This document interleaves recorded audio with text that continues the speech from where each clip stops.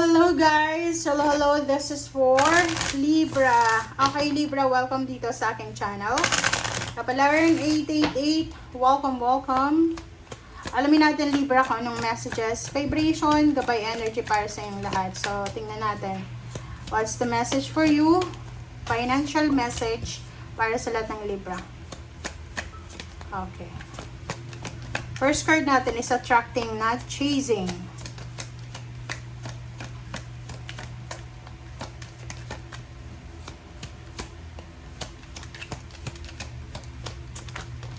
Okay, Libra. Wow. Sinasabi ng bara sa'yo dito, Libra, na huwag kang mag-alala. Kasi meron ditong Libra na nangangailangan ka ng pera. It's either marami kang obligations, maraming bills na kailangan bayaran.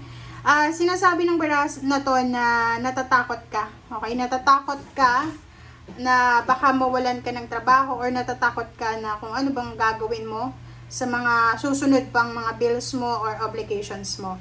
So, sa ngayon, sinasabi ng baraha, huwag kang matakot. Okay?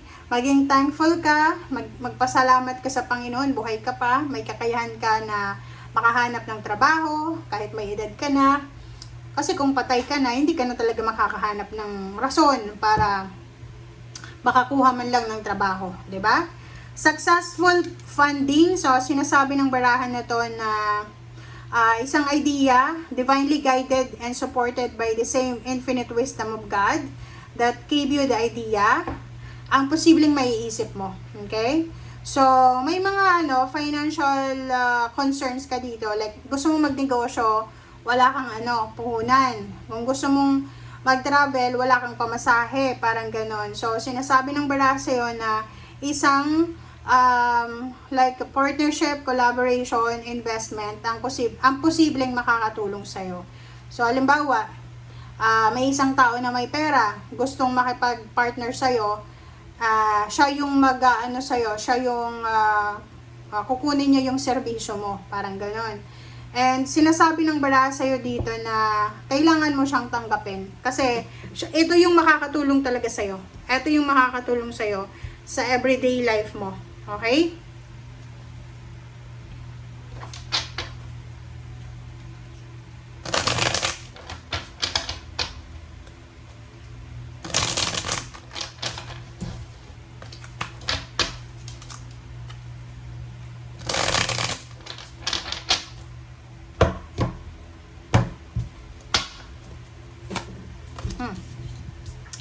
Okay, Ace of Swords, Five of Cups, sorry. Two of Cups, victory and success, Six of Wands. And there's a reverse na the Devil, which is maganda to, Libra. Okay, sa ilalim na to is Five of Swords and then Knave of Pentacles. Reverse yung the Sun. So, sinasabi ng bara sa'yo dito, Libra, na siguro may plano ka para sa future mo. Like, ang tagal mo na siyang pinaplano. Ito yung plano mo. But, now, sinasabi sa'yo ngayong buwan ng Mayo na kung ano man yan na plano mo, siguro kailangan mo nang i-give up sa ngayon. Okay? Kung ano man yan na pinaplano mo, i-give up mo na siya sa ngayon. Kasi yun yung makakabuti sa ngayon. Kumbaga, mag-focus ka sa now. Alright, so, Ace of Swords, Five of Cups. Nakikita ko sa'yo dito na isang balita ang posibleng magbibigay sa'yo ng problema. Parang manghihinayang ka. Pwedeng manghihinayang ka sa kung ano man yan na matatanggap mong balita.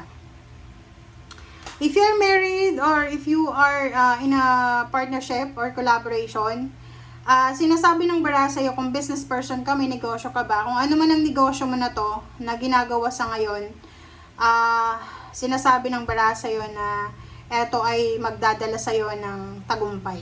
Eto yung magiging susi para sa tagumpay mo.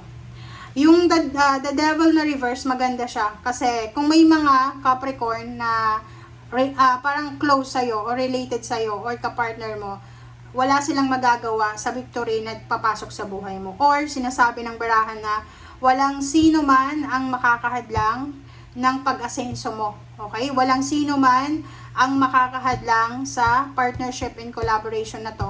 Okay? So, parang sinasabi na the universe is giving you the go signal, 'di ba? Na parang sinasabi na go Libra. Tama ito na decision mo. Tama ito na makipag-partner ka sa kanya, makipag-collaborate ka sa kanya.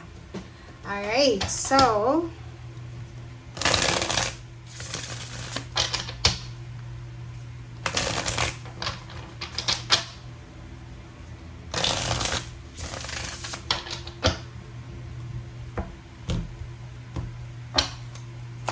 okay, Ace of Swords, the Empress, Four of Cups, Seven of Cups, this is emotion. Okay, ang ganda Libra. And King of Cups. Sa ilalim mo dito is Chariot, oh. 'Di ba? Kita mo 'yan? Sinasabi ng bara sa'yo, huwag kang matakot, huwag kang mag-alala. Kasi lahat ng sacrifices mo, okay? Lahat ng sacrifices mo, may kapalit yan. Pero dadaan talaga tayo sa sacrifice. 'Di ba? Like, wala namang, halimbawa, kung negosyo yan, wala namang negosyo na isang araw lang, asensado ka na. Kung trabaho naman yan, hindi ka mapopromote in one day lang. So, kahit anong gawin natin na pagkakakitaan, kailangan nating maghintay. Okay? Kailangan nating maghintay na palaguin kung ano man yan.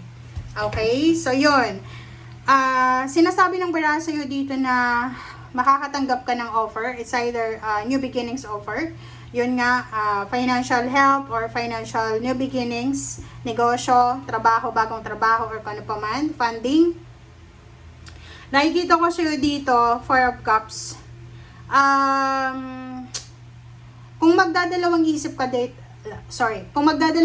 dito sa planong ito, or yun nga, may gustong makipag-collaborate sa'yo, pero may isip mo na kung negosyo yan, parang ayaw mo kasi iniisip mo na, mapapagod lang ako, ganyan, ganito.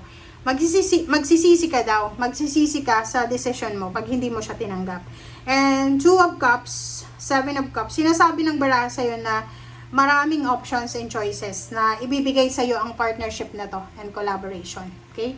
Parang sinasabi ng barahan na hindi lang ito, like, gusto mong mag-apply sa ibang company, pero may company na tumatawag sa'yo na, uy, Libra, pwede ka sa amin. Mag-training ka or ano pa man.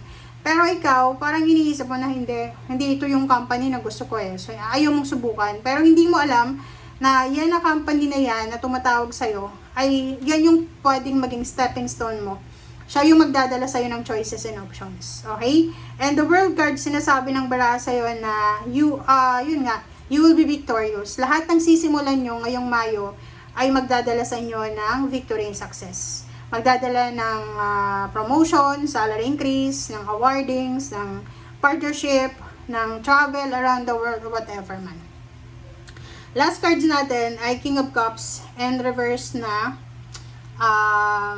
Capricorn. So, sinasabi ng baraha, kontrolado mo yung sitwasyon.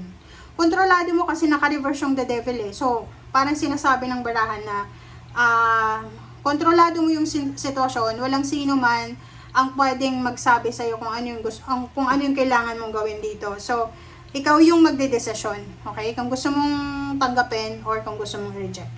Okay? Thank you guys. Bye!